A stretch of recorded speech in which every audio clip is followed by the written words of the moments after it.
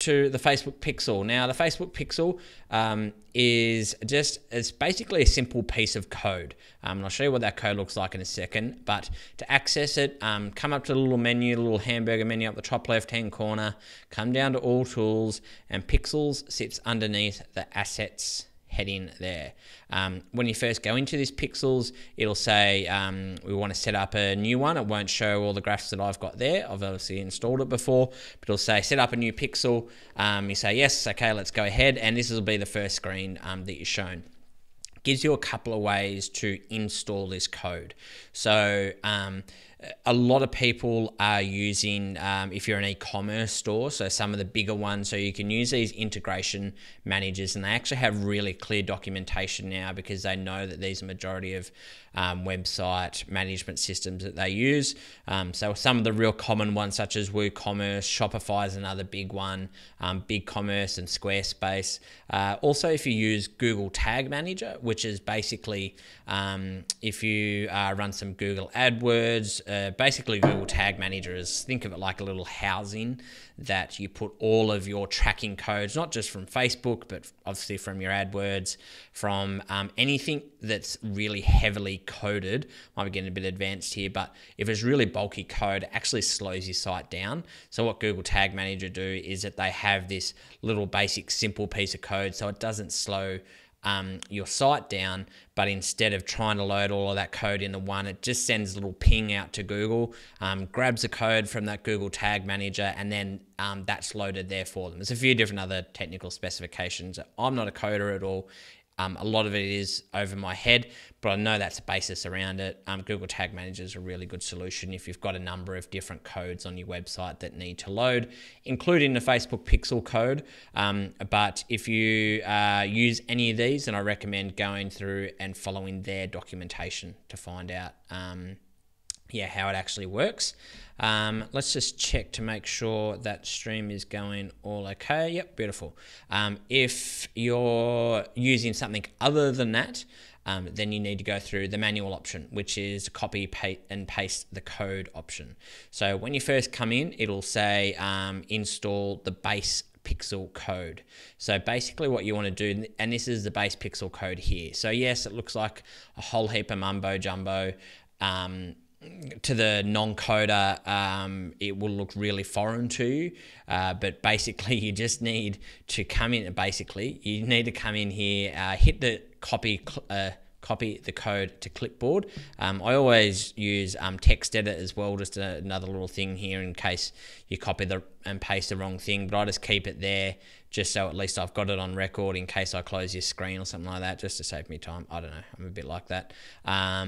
You can use advanced matching as well, which allows you to insert some different variables. You don't need to worry about that for the moment, but what you do then hit is the next button, and it'll tell you where you want to install that code. Sorry, up in the Pixel base code, it'll tell you where to actually install that. So before you get through to the events, to install this base Pixel code, it needs to go in between the head and the close head tag. So basically it's in the header of your website, and it needs to go on every single page that you want to track. So you can't just put it on the home page and expect that to go to every single one of your website, every single page on your website. It needs to go on every single page. So you can do it a couple of different ways. If you use WordPress, which is what a lot of the internet's websites are built on, there is a simple plugin that I've used called Header and Footer and Post Injections, and basically this is it installed here, and this allows you to install different codes in the main section. So there's the header, there's the body section as well, and there's the footer section, and you can install code there as well. But for the Facebook Pixel, and you can see it here, this is my Facebook Pixel code with the number there as well in the header section, and this goes on every single page. So that's it installed there. If I only wanted to install it on the home page, I could do that as well. But that's basically as simple as that to install the base code, save that, and this plugin will actually put it across every single page for you. to check that it is working, and before I just get into the events and managing the events and stuff like that, there's a Google Chrome extension called the Facebook Pixel Helper, and this is it up here, and you can install that on your Chrome browser, and every single website that you visit, whether it's your own or whether it's actually a really good way to see whether you're going to get retargeted with ads down the track, but you can actually come in here and install this, the little pixel helper, and it'll appear, it'll come up with a little number depending on how many pixel codes it finds, and if it's installed properly, then it'll fire and say that it's green, otherwise it'll say there's nothing found. So in here you can see that it's loaded for my page view, and this micro data is some new data that's actually sending based on the behaviors that I perform on the website and across the page. That's going into the Facebook Analytics tool as well, which we've done a blog post on that, which is really interesting. That's another topic for another day. But that is the base pixel code. So once you've got that installed, then you can do a couple of things. So this event code is basically tracking key events that happen across your website. And those key events being, there are a few different ones. There are some basic ones, there's some recommended, and there's also advanced as well. For the recommended ones, they're mainly for, to be honest, for e-commerce stores. But if you are collecting leads or registrations, then it's worthwhile installing this event code on those pages that you want to track the actual registrations. I'll show you a workaround if you don't want to go through the code as well. But the events are, like, as you can see from an e-commerce perspective, they're very much related to those. So people that search for different content, basically what will happen is when people search a website and perform any of these behaviors, then this pixel code, not necessarily exactly the one with search string leather sandals, for instance, that will actually fire in the Facebook Pixel Helper, and it will say people who have searched, and it'll go into a custom audience, which we're going to cover in a second. But if you look at all the different events that happen along here, so it's kind of like a customer journey throughout your website. You've got viewing content, adding to basket, wish list, initiating checkout, adding their payment info, and completing the purchase. So the lead and the complete registration are probably more for your sales-based businesses, if you want to track those leads across the pages that they actually happen, but they need to be installed on each of those pages individually as well. So if you do have an e-commerce store, I highly recommend, instead of going through to every single product and adding, the one for view content, and then going through every single going to the cart page and adding the add to basket event and adding payment information and then adding a code on the purchase. Just go through the on the previous screen, the actual integrations with the software that you've got already. 99% of them have it already inbuilt. If your e-commerce provider doesn't have that installed, then they need to get onto it ASAP, or I hate to say it, but you need to find another provider, because this is real basic stuff for e-commerce providers. Once you've got that event code, then you paste it. You paste it actually in a different area than the head code. So it'll go just below the /head code. So if you were looking in the header and footer plugin, it would be just after the head where the body tag is. So that's where you'd install the event codes there as well. And then one last one, that rather than if you don't have a new page loading, and this is really interesting if they're going through to an external website and you want to track people that actually click an individual button, then this is what they call send events on inline actions. You can actually copy this code and you can install it on a HTML button, for instance. So if they hit that button and they go through to another website, to be able to track the conversions from that, and at least you know that people are going off to that website rather than having to, particularly if it's a third-party website that you don't have access to analytics and seeing where that tracking's going. So, a really good example is your other big e-commerce stores. If you have Amazon, Etsy, eBay, for instance, and you're sending people over there, then you can actually track the people that are at least hitting that traffic. And then in the next part, what we're going to do is I'm going to show you how to actually set up those audiences to be able to retarget to them. Lastly as well, if you just want to email this to your webmaster, and like I said, a good web developer, this shouldn't take them long at all, hit the email instructions button. This is a really good task to give to them actually, and you can forward that on to them and get them to do that for you instead. But that is, once you've done that once, just remember, done it once, it's done. Okay, all you need to worry about now is setting up the audiences, and you don't need to touch the pixel code again. Okay, Facebook have actually updated the pixel a couple of times, but they do it themselves.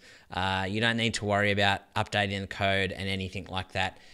Next part though, you need to come into, I guess, finalize and wrap up to make sure that you're tracking the people that are firing those pixels, and that really are the people that are coming through to your website. So to do that, you need to come through to, again, under the main menu, and audiences sits under the assets heading.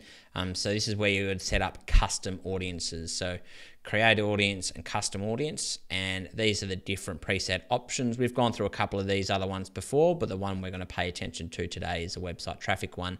If you hit that website traffic, and then it'll recognize the pixel that's associated to that you've just gone and installed. It'll turn green once it's actually tracking and tracking events that are happening via the Facebook pixel, and then you can do a number of different things. So firstly, real basic, you can track anyone that's hit your website, every single page that the pixel's got installed, which should be every page. You can track all of your website visitors. Then you can do some really interesting things. So people that have visited specific pages. So for instance, if I want to take my my webinar page, if I want to remarket to people that have gone to, let's just grab this URL here. Then I can go contain. I can also go equals.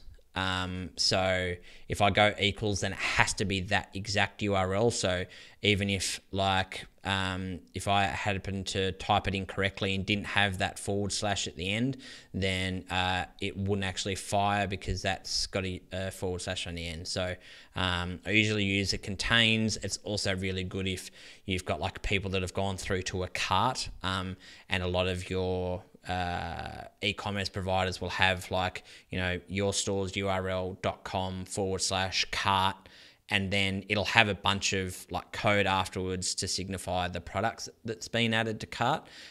You can't do that for every single product and every single user, so you just say contains / cart, and then anything after that will be included in the contains one here. So you can then also do if it doesn't, or if it does or it doesn't contain. So if you want to go, say for instance, again, going back to my webinar, if people go to the webinar page and then register, then they view it, but they don't actually register. So if they don't go through to whatever the confirmation page is for people to register for my webinar, then I can set that up, and I can then have a custom audience, and I'd call it viewed webinar page but didn't register, and I can retarget an advertisement to that audience to say, hey, just wondering why you didn't register. I probably wouldn't talk to them like that, but that's a good example of how you can ask specific questions to people that perform certain behaviors and not others. So that's how you can do, if I take that off and go visited specific pages. You can also do by time spent, and by time spent I mean actual seconds on your website. So obviously some people that come and hit your website, the Facebook pixel loads straight away. So even if they go through the page loads and then they're like, no, I don't want to that isn't the page that I want to go to, they hit the back button and they bounce back, then you want to, and they don't end up coming back, then you probably want to talk to the people that might spend a couple of minutes on your page, maybe consuming a blog post or looking at a number of different products. Then they're a more valuable user than the person that bounces back. But if you just grouped all of your website visitors, then both the people that bounce back out of your website and the people that have looked for 3, 4, 5 minutes, they'll all get grouped together. So this is just a way to separate those really valuable audiences out from that one. And then we can do from the events. So if you had, again, if you're an e-commerce store and you've got events firing throughout that customer process and buying process, so viewing the content, adding to cart, adding their payment information and purchase, then these will actually auto-populate. Obviously, don't have an e-commerce store, so if I did though, I would have the view content, add to cart and purchase events sitting here, and I can separate those audiences out, so then I can retarget the people that have purchased recently. Obviously, again, I probably should have mentioned at the start, but it's all different time. You can set different time periods as well, up to 6 months, up to 180 days. So, if someone's gone through to the cart page in the last 48 hours and abandoned their cart and haven't completed the purchase, and you talk to them differently than you would for someone that visited 6 months ago, for instance. So that's just a way to make sure that you're not consistently sending ads to people that are over and over again that just aren't relevant to you anymore. So that's how you would then set it up. And then in custom audiences, in the audiences section, they'll be listed in the back here, and it'll tell you how many people are in there as well. And when you go to set up your ads and you go through to the audience section, it says who you want to target. The top field will say add custom audience, and you can search the title that you've given them and your audience name, and it'll appear there and allow you to target that advertisement just directly to that custom audience there. So that is kind of probably 99% of the process of the Facebook pixel. The only last one I'll let you know about is, for instance, for say you wanted to run a conversions campaign, but you weren't an e-commerce store, you're a service-based business. For instance, I could set up a custom conversion. I'm going to show you how to do that now. So basically, a custom conversion is something that isn't generally fired by an event, but you can actually you can target the people that perform or hit certain URLs and not others. So I can say, again, going back to my webinar, if I wanted to do a conversions campaign to get people to register for the webinar, my custom conversion would be people that have hit that confirmation page. So that's a page that I wanted to get them to. That counts as a conversion. So whatever that URL would be, I can put it in URL equals or URL contains, whatever works for me, and I'd enter that in as my custom conversion. Then when I go and set up my conversions objective, my Facebook advertising campaign, Facebook will ask, what conversion event do you want to optimize for? And you've got your different automatic events that fire from your page views and your purchases or your leads or registrations, whatever they are. But your custom conversions, so whatever you would call them. So if I won't use this one, but if I copied this in here and then I give it a category, this is just for my reference. So I can say complete registration. Maybe if I put like instead of, let's say this, I could go / confirmation. Let's just say that was the URL. And then I go next. And then if I know how much that person is worth to me, so for more of your sales-based businesses, if they know that a person is, the average lead to them is worth a certain amount, then I can set that conversion value, and that's really just for your advertising reporting. So it'll still give you the individual amount of conversions, and then it'll basically time them by the custom value that you have in here, and it'll tell you what the overall value is. But I just call this, I'd call this webinar registrations, and then that would be the custom conversion I target for. So that's really the last little step in pixels. I know it sounds like a lot, But you really just need to get that pixel installed. Like I said, it's such a simple little process, but is so critical to the success of your overall advertising campaigns. And whether you are thinking about running advertising tomorrow, next week, next year, the Facebook pixel is still tracking data there for you. So when you do make that decision, you've got a whole heap of data. Once you've set up your custom audiences, you need to make sure you've set those up, because you can't go back in time to set those up. So they start tracking and set up from the day that you actually set them up. So as soon as you've installed that pixel, then go and set up your custom audiences, and then you can leave it. You can leave it 6 months if you like. Facebook will keep populating those custom audiences.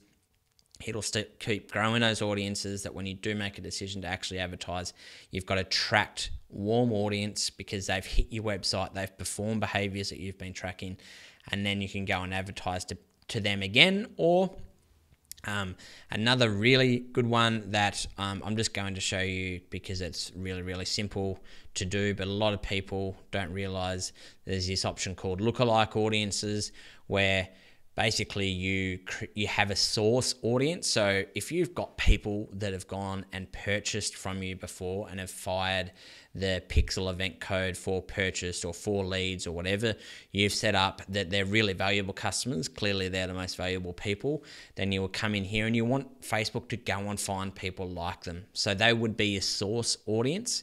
And as a rule of thumb, I like to say try and have at least 1,000 people in that source audience. Obviously, the more data you can give it, Facebook then have a look at all of those people's data points around on their profiles, and the more data they've got to go on, then the more accurate they can be when they go out and find people like them. So you simply choose your source audience, and then you target via location, thereby regions and countries, and you can now add multiple countries as well. So if I wanted to add, say, Australia and then New Zealand, and then basically what it would do is it allows you to target a percentage of that overall country's Facebook user base. So if I took out New Zealand, and I went 1% of Australia's user base, it's 159,000 people. So there's basically there's 15.94 million people on Facebook in Australia. 1% is 159,000. If I wanted to grow that a little bit further, I can either do a couple of things. I can go 0 to 3, 4%, or I can go show advanced options, and I can actually have different ranges here as well. So if I wanted just to have this one here, basically the main difference being that the broader you go, the less accurate technically Facebook should be. If you go out to 10%, then you're giving it a lot of people to go on, and they've got to work harder to find people that are as similar as possible to it. So depending on your budget, I actually am expanding these a little bit further. It used to be you just go up to 1%, it's probably most as you can go, but I actually do try up between 1 to 3, 4%, because the Facebook algorithm and its targeting is so good that it actually knows who's most likely to perform the behavior that your campaign objective is set up for, and the more data that you can actually give it access to, the better. So I go a little bit broader than these. I haven't gone over 5%, to be honest, but obviously it only lets you target up to a maximum of 10%, which you would have to have a lot of budget to reach anyway. So that is back to basics, so to speak, on the Facebook pixel. It's so important to get this installed. I can't actually understate how important this is to get installed on your website. If the last thing that you do tonight is install it, then I'll be a very happy man. And it will also make your Facebook advertising campaigns, give them the ability to be so much more successful. So that's it. Facebook pixel done and dusted for another Facebook Live. Thanks so much for joining me today. If you've got any questions, just leave them in the comments underneath this video. Don't forget, just under an hour, we're starting our next webinar on Facebook audience funnels, Facebook advertising funnels rather, and how you can get people closer to the point of purchase. But thanks once again. Have a fantastic rest of your day. Look forward to chatting to you soon. Bye-bye.